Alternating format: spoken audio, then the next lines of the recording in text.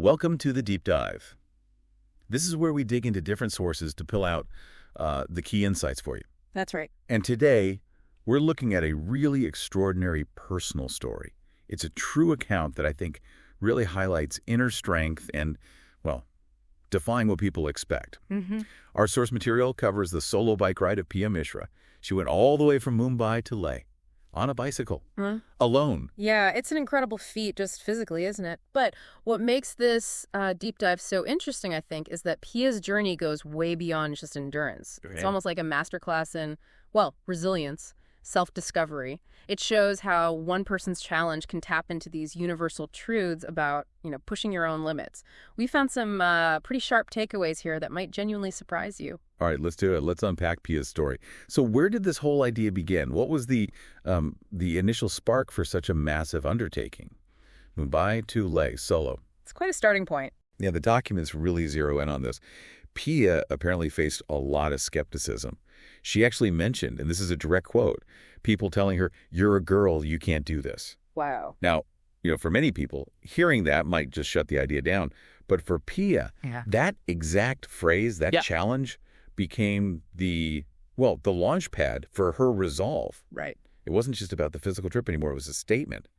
And the scale, it's huge. 3,200 kilometers by herself.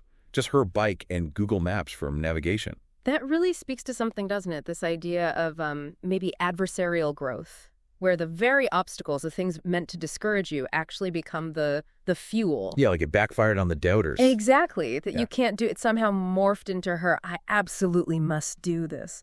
It's a fascinating psychological pivot you see sometimes. How external doubt can accidentally forge this incredibly strong internal commitment instead of killing the ambition. So that's the why. But a journey like that, 3,200 kilometers alone, it's never going to be smooth sailing, right?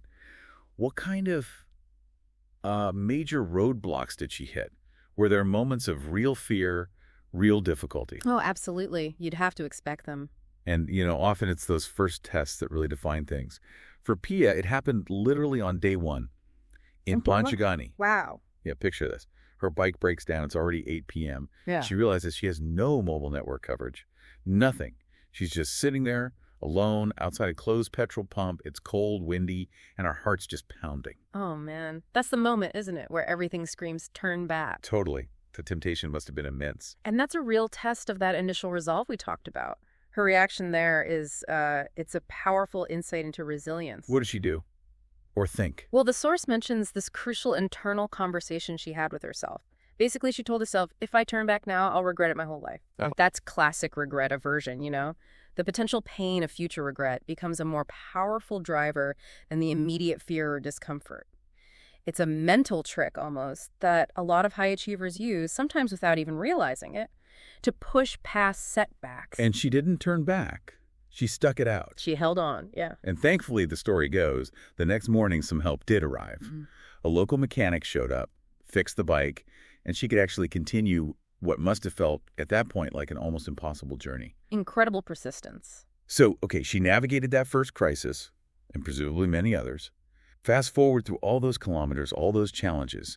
Was there one particular moment, maybe near the end, that really stood out? A truly unforgettable peak experience? The destination itself, Kardungla, that has to be it, right? It carries so much symbolic weight. It's not just another point on the map. Exactly. That was her summit, in every sense.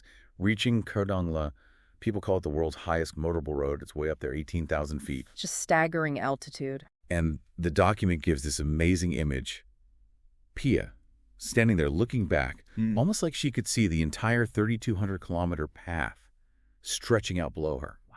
The emotion just hit her. Tears, but tears of happiness. And the core realization, the thing that really struck her, she put it very simply, I had proven myself to myself. That's it. That aha moment. The self-actualization right there at the peak. It's something I think a lot of us strive for in different ways. It's not just, I reached the place. It's the internal shift, the validation that comes from overcoming everything to get there. If you connect it to the bigger picture, like you said, it shows that often the biggest wins aren't about impressing others. Right. They're about fundamentally proving something to yourself, building that deep, unshakable belief in what you're capable of. The external challenge is just the catalyst, really. It's clear Pia's story is way more than just a long bike ride then. It's really this powerful narrative about courage, trusting yourself, and just pure passion, isn't it? Absolutely. It perfectly illustrates someone facing down doubts from society, from within, to do something genuinely extraordinary.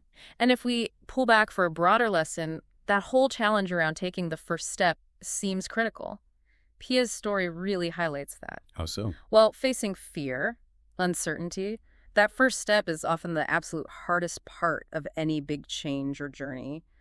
But it's also the most essential. Think about it. She started with a broken bike, no phone signal, everything screaming stop. Yeah. Yet she chose forward momentum, however uncertain, over retreat.